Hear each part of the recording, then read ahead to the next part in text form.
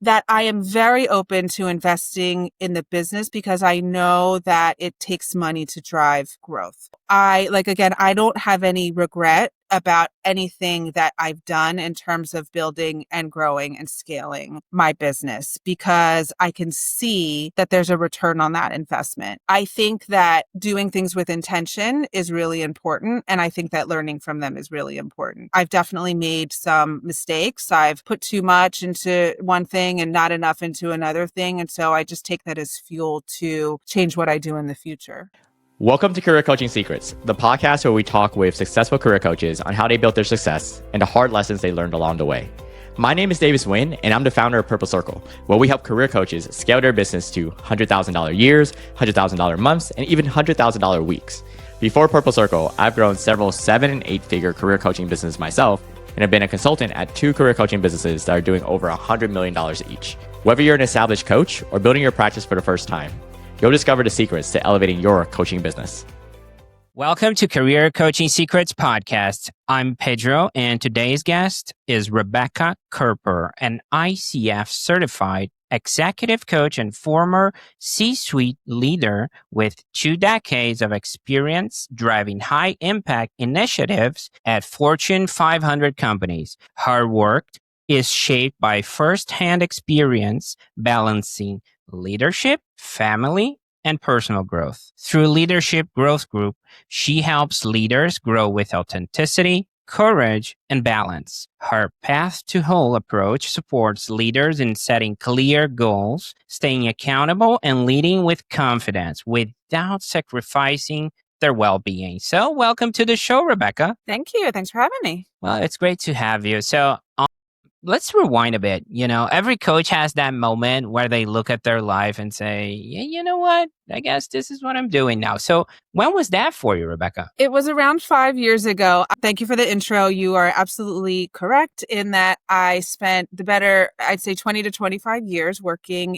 in corporate America, working for really large groups, the QVC group. And I had risen in positions. So I was chief digital officer. I had held a few different executive roles, and I really loved it. I loved the company. I loved the customer. I loved everyone that I was working with. And I started to think about my ambition and how my ambition had changed over the years, because as I was moving from individual contributor to leader, my ambition was in title. So it was like, I need to be senior manager. I need to be director. I need to be VP, not need, but like need and want, because I really wanted to expand my influence. And as I was in that seat of influence and I was really directing teams, directing the company, I started to really reflect on what was important to me, where I could have the most impact, what my ambition was. And I realized that my ambition had totally changed, and it wasn't about a title anymore. It really was about how I could help people and tapping into the coaching and mentoring I was doing of my team and recognizing that that's what really filled me up and what gave me energy. And so I also had an executive coach for maybe like 10 years. And I remember the first time that I met with her, I was like, I cannot believe this is your job. This is so cool. And just everything that she had given to me, it was so valuable. So I kind of connected all of those dots. I looked into getting certified. As I started doing it, I really recognized that this was the right path for me. And I did it. I got certified. I started coaching and haven't looked back. I like that you hit the brakes on the corporate ladder, right? It's like, you know what? It's about influencing people, being more impactful, and finding out that you had a different path to take. So that is very interesting. And I'm curious, when did it shift from, well, I'm helping people to, I'm building a real business around this? I guess it was, it happened a little organically. I'll be honest. I was sort of doing both. I was working in corporate and I was sort of working pro bono, just bringing clients in just to figure out, to hone my skill. Cause, I had so many skills from working in corporate that I had so much of it just came naturally to me. The coaching part, there's really specific ways that you need to work and to get the most out of your clients. So I was sort of dabbling. And then it was really more of like, can I do this? Is this something that I could commit to? Sitting down with my husband, really looking at the finances and prioritizing what was most important for us and realizing that we could do it. So I left corporate, it's been, a terrifying leap to be honest, but my intuition, my gut, and my community and my partner all were pointing towards a yes. And so, I like the pro bono approach and honing your own skills. So I think yeah, that's at the same time it's humbling. It's also interesting because you're creating your own testimonials, you're developing yourself through the process also. So I love that. So after you got rolling and took that leap, right? Who are the people that kept showing up? The ones you realize, okay, this is my crew. well, first, the people that started showing up were the people in my network, which was really fabulous. So I guess I wasn't sure what that was going to look like. I thought that I had to sort of like launch a marketing campaign and put money into ads because I came from a marketing background. That was what I did. I knew how to market products. I knew how to market the company. I wasn't sure how to market myself. So what started happening organically was my network started showing up and saying, "Oh, I hear that you're coaching. I know someone. Let me introduce you to someone," or "I'm looking for someone myself." That's really how it started. And then it started to spread from there. What I thought I was going to need to do turned out to be totally different, thinking, okay, how do I buy ads? How do I really put together a concrete plan? Of course, I'm still doing that. I have a really clear plan, but it's much more organic than I had originally thought. The people that I'm coaching today, there's executives from a lot of different companies, a lot of different industries. I'm working with people within retail, within finance, in the entertainment industry.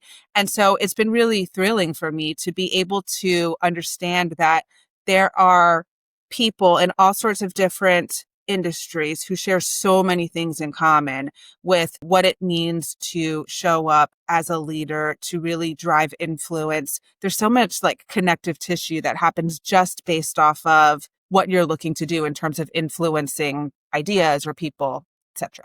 I love the fact that not just you, but sometimes we create those plans. Oh, I'm Yeah. going to do X, Y, and Z because I'm in marketing and all of that. And you design that plan in your head. And sometimes it's just the people around you, right? And they were actually the ones that moved the needle the most for you. So I love Yeah. that. It's so organic, so natural. And also, it means that people that already know you and trust you, they're like, yeah, Rebecca can do this, right?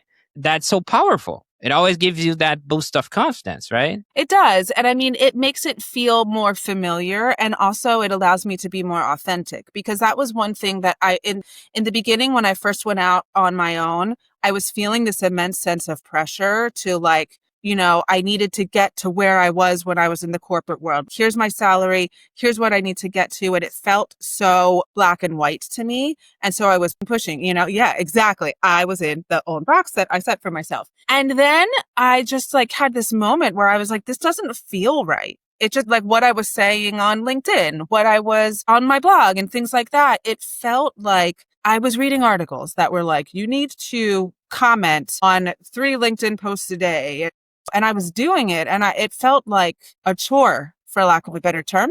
When I started to commit to my voice, what I wanted to say, I think I started to feel more connected. And when I started to feel more connected, things started to grow more from there. So I'm sure that they're completely unrelated and completely related at the same time. But I like to really tell myself that my voice and my authenticity and what I have to say versus what the marketing books would say is the right thing to do is the path that I'm trying to follow. I like that. Okay. I mean, that's the coaching side. Now let's talk about the part nobody escapes, especially you, which is marketing, right? So how do people usually find you? Well, the main source of content that I'm putting out there is actually on LinkedIn. So I'm posting a few times a week with just sort of things that I'm noticing and connecting it back to leadership. That's a big part of it. Another part of it is through, like I said, through my network. So people who are, either seeing what I'm doing, who are hearing what I'm doing from someone else. I'm also involved in a few different organizations, which, kind of started again as a way for me to find community that has also helped in terms of clients. So I'm involved in some women's groups in the Tampa Bay area. I also really enjoy working with our local chapter of Dress for Success and helping to host workshops for women in the community. And then I also joined our local ICF board. So we have a local chapter, and I'm the marketing chair now on the board. And so that's been a really great way to also, connect with the coaching community. And then to also, I didn't do it in order to find clients, but there's just been, by staying open to what's happening in that community, it's been a really nice way to find new leads, honestly. Let's talk business for a second. So people find you either through the networking, right, you mentioned, or through your LinkedIn. So let's say they resonate with your work, right? And eventually they want to know what working with you actually looks like, Rebecca. So everyone builds their coaching business a bit differently. So when someone actually becomes a client, what does that experience look like right now? It's totally custom. It depends on the person, the organization, and ultimately what they're looking to achieve.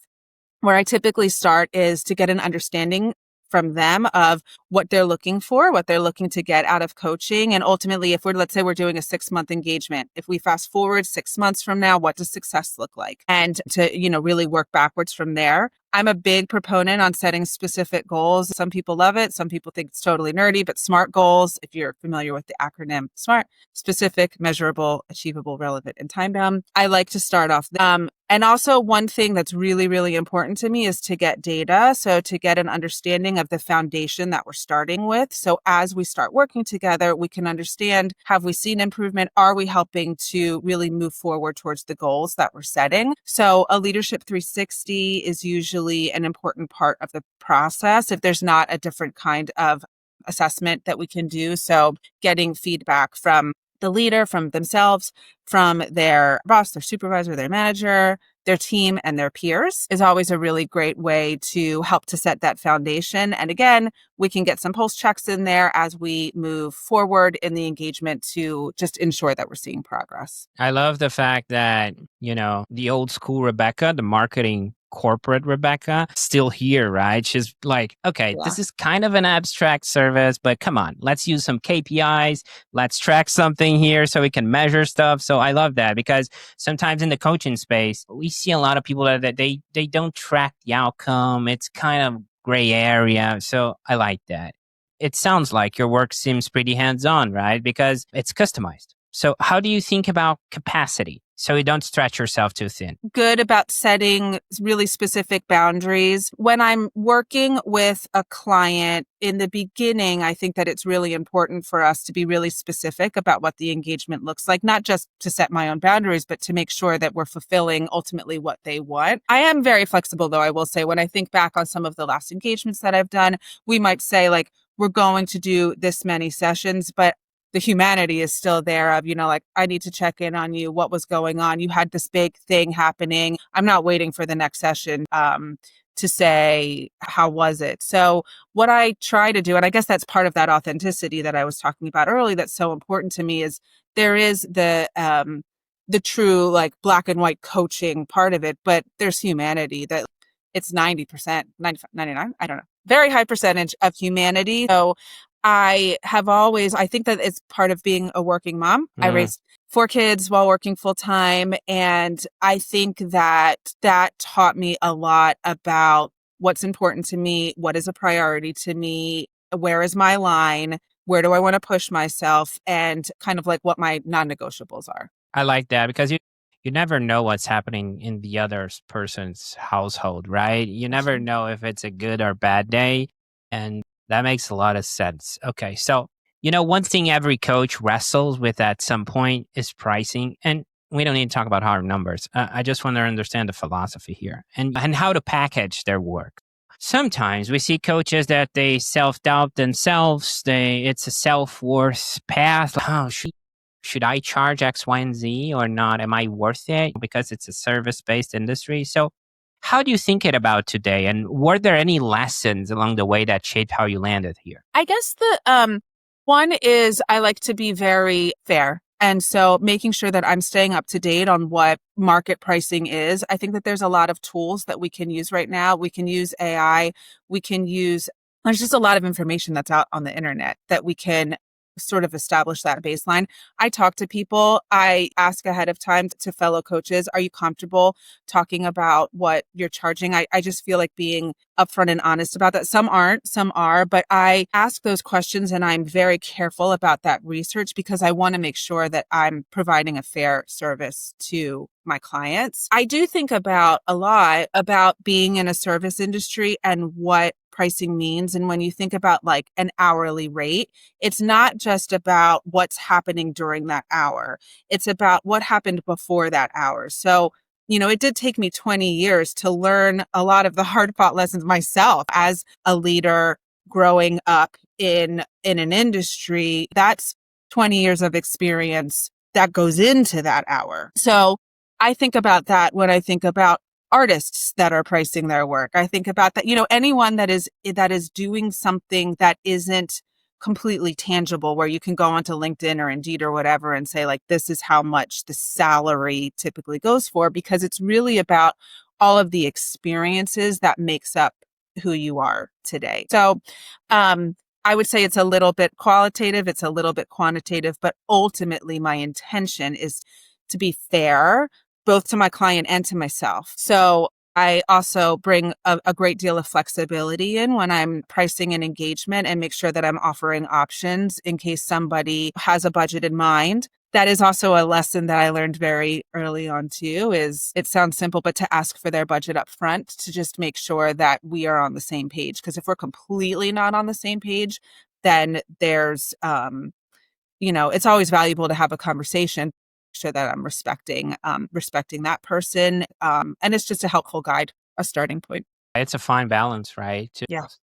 It's a little bit abstract. I think that's why it trips so many coaches, because it's hard to find that balance at all. So For sure. that's a solid look into how you approach pricing and structure. I like that. I like the fact that you're not tying up their outcomes to a clock, right? Because there's no magic when the 59-minute mark hits the 1 hour mark. It's like, okay, now I'm good to go. Rebecca did her work. So that creates a whole dynamic that turns to be kind of hard to manage, if that makes any sense. Totally. Exactly why I'm very big on setting a goal in the beginning. And sometimes it's like, we might be working together for 6 months, but let's set a goal that it might only take 2 months to accomplish.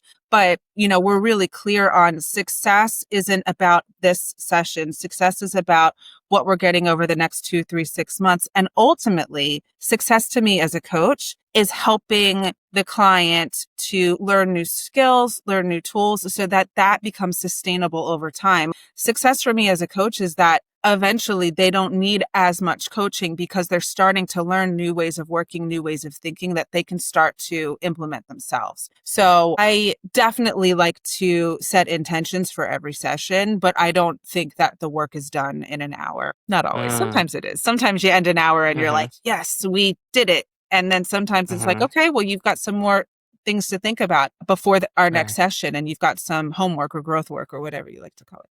Right. Yeah. And also, if you have that hourly rate so cleared out with your customer or potential client, so clear that, hourly rate, sometimes they see you or see coaches as a commodity, and they start comparing your hourly rate to people that are not even in the same industry. And because I see that happening sometimes, and they're like, so why are you charging me X if a guy that's not in the same industry, I don't know, cleaning windows, whatever, is charging me Z? Yeah, it's fair. And I honestly, I don't typically offer hourly rates. To me, it's for this engagement. Let's say it's 3 months, it's 6 months. And I mean, of course you can do the math because this is how many sessions we're going to have. But to me, it's about that end. It's about the package. Like, you are investing in yourself for this amount of time, and this is how much it's going to cost, because it is more to me than just what happens in that session. It's about what happens in between the sessions, the work that you're doing in between the client that you're doing. It's about me checking in to say, hey, how's it going? Because I find that a real benefit of coaching is not just the actual coaching. It's about having an accountability partner of like, I've got a meeting with Rebecca coming up. I have to make sure that I am working through these commitments that I set in our last session. So it's about way more than what happens in that 1 hour, which is why for some people it makes sense to provide an hourly rate because it is about that session. To me, it's really about the full package and what that investment looks like for yourself for that time period. That makes sense. Looking ahead, where do you see the business going? I know you mentioned a clear path for the future, but I want to understand, are you thinking about scaling, hiring, or is there a next step you're excited about? I am excited about the next steps. I'm going to be honest. I went away a month or so ago. I did this like solo retreat where I like booked this cabin in the middle of this gigantic 10,000 acre cow farm. I live in Florida. So there's like, no, I wanted somewhere like super remote. So remote in Florida means a cow farm, I guess. And my intention was to map out the next couple of years. Literally, it was me on this farm, no one else. It was literally me and cows. And I had like those big Post-it boards. And I was thinking back on the last 6 months, the last year, and how much had changed, how much had grown, how much had changed. And I recognized that it was silly for me to plan out for 1 year, 2 years. So I'm thinking about the next 3 months. I'm thinking about the next 6 months. I'm looking what's ahead for me. I'm looking at continuing to make connections, to grow my network. I am so happy with what I'm doing with meeting people, watching dots connect, seeing light bulbs go off, seeing them excel in their careers, that I want to keep doing this. I don't mean to say that it's all going to be organic because it's not. It's very intentional. I don't have on my line of sight, I want to grow my business to this number of coaches underneath me with this number of clients because I want to make sure for now that the work remains intentional. And I think that in order to do that, I have to manage that sort of like on a monthly ongoing basis. That's just how my brain is looking at it today. But I also am giving myself permission that because it's so flexible that could change at any time. So it kind of goes back to what I was talking about in the beginning about my ambition, about how much has changed. My ambition isn't driving me anymore to achieve more.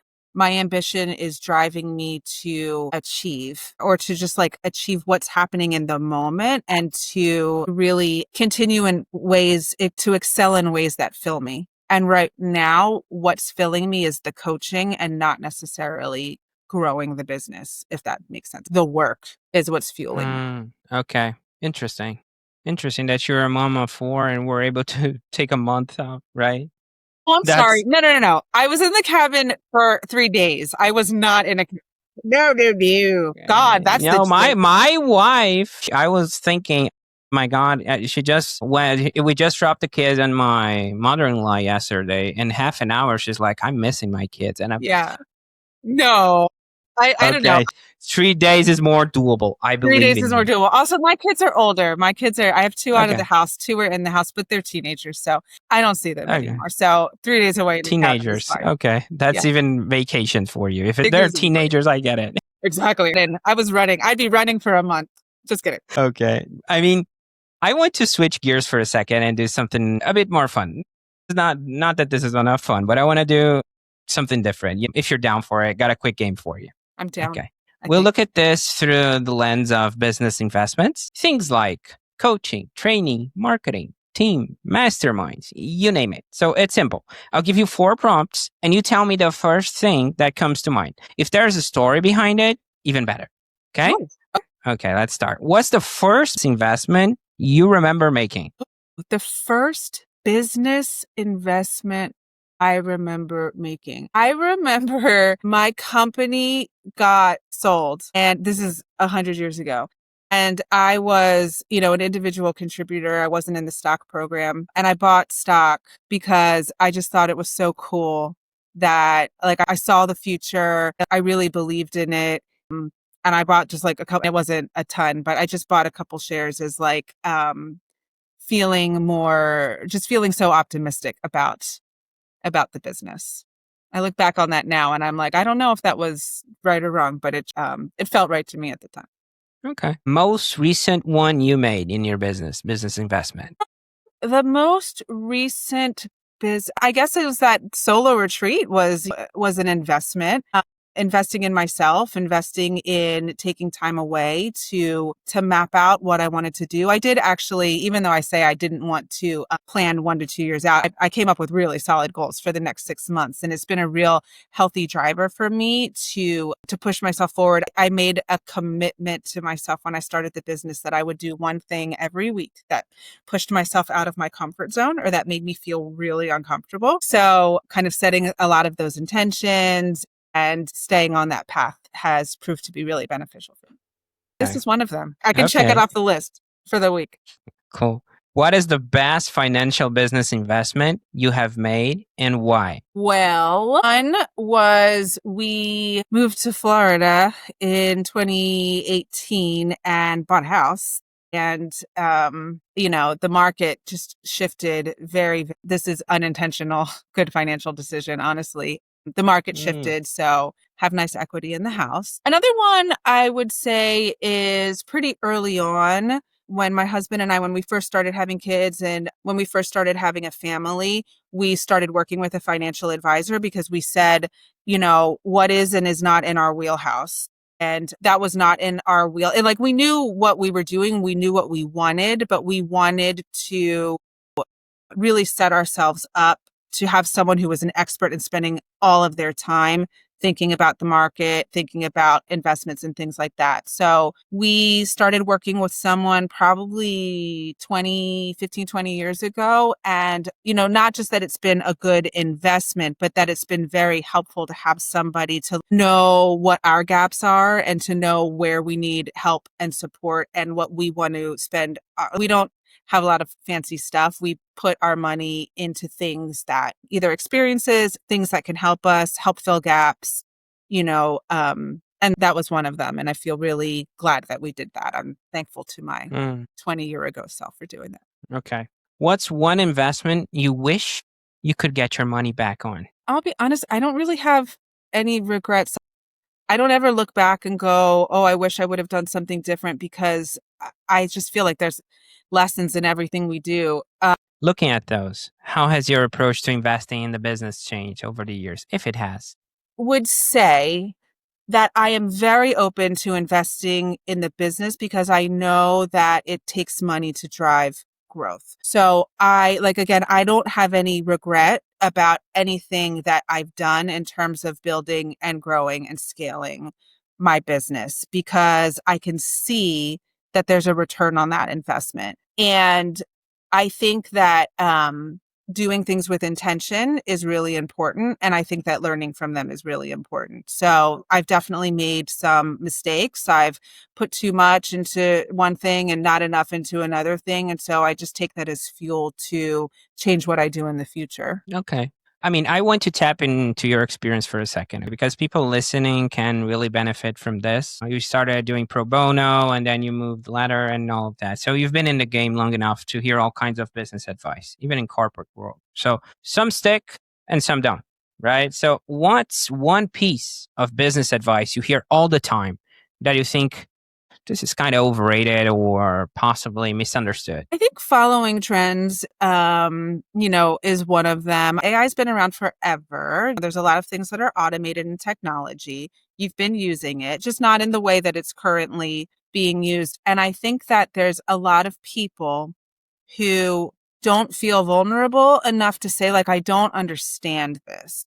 I don't understand why TikTok is working. I don't understand or what TikTok is all about. I don't understand what it means by I need to invest in AI. And so we almost put these masks on and we cover it up. We either say oh, that's not important or it's not a big deal, or we just throw money at it. So I think that being able to be vulnerable enough to say, I need help understanding this. I think that following trends or trying to get into trends if you don't understand them is a bad idea. I also think that not being honest about that and saying I don't understand this, it's really important to seek help, find mentors yourself who can help you. I have people that I'm very close with who are very connected to AI. who I go to all the time. This one woman I know, she goes on, there's an 8 a.m. call every morning with all sorts of people in the AI community because it's changing, it's moving so fast, that they're talking about, here's what happened yesterday.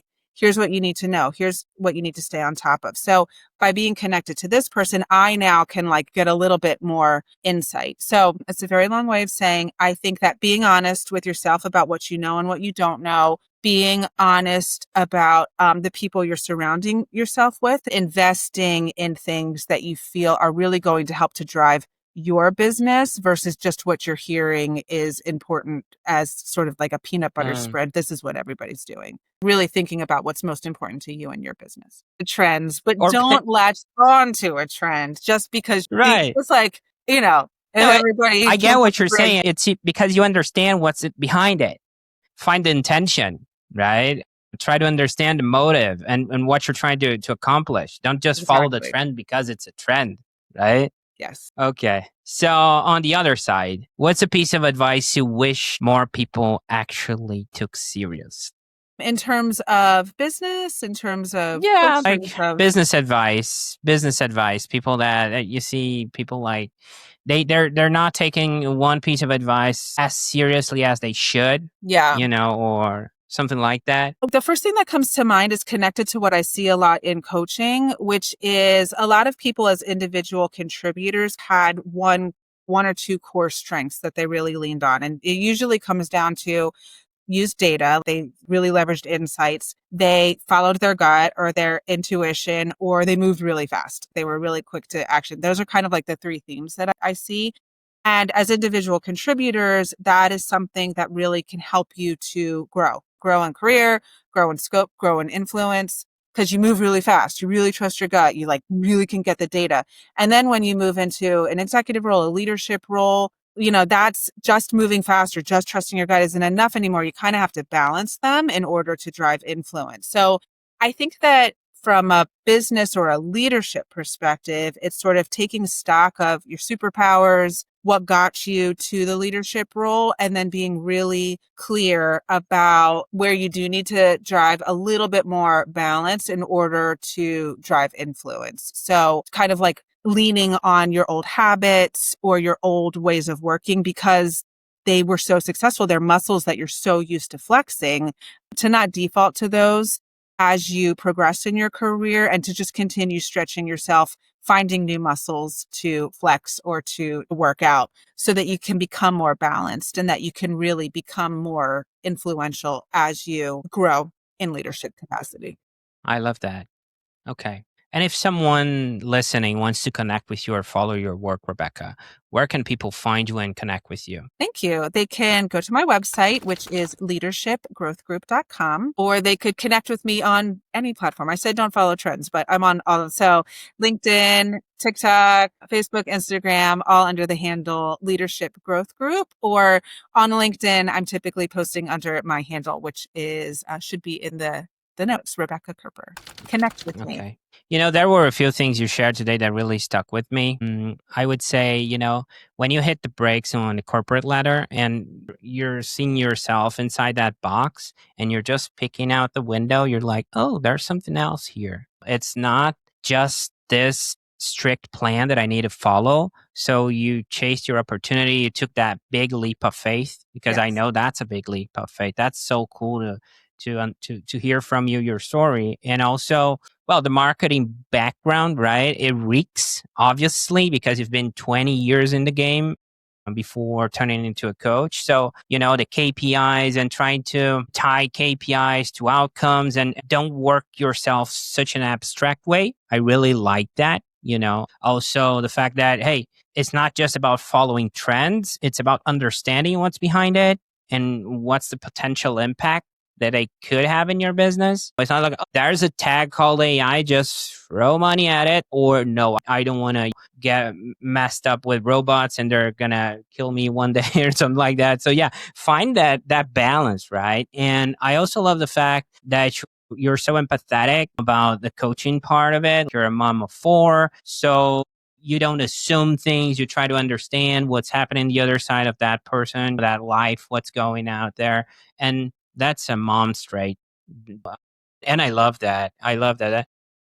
Yes, I should add, I'm the mom of 4 boys, so I don't assume anything. My husband and I said a long time ago, we would go, why did they, why we don't, the theme, we don't ask questions anymore because it's like, if you try to understand why, you will get very tired and frustrated. So. Yeah, I appreciate you, Rebecca. And I appreciate what you do and you being here and sharing so openly today. It was great having you. Yes, thank you for the opportunity and hope to stay connected to you and your community. Thank you. That's it for this episode of Career Coaching Secrets. If you enjoyed this conversation, you can subscribe on YouTube, Spotify, Apple Podcasts, or wherever you're listening to this episode to catch future episodes. This podcast was brought to you by Purple Circle, where we help career coaches scale their business to $100,000 years, $100,000 months, or even $100,000 weeks, all without burning out and making sure that you're making the impact and having the life that you want. To learn more about our community and how we can help you, visit joinpurplecircle.com.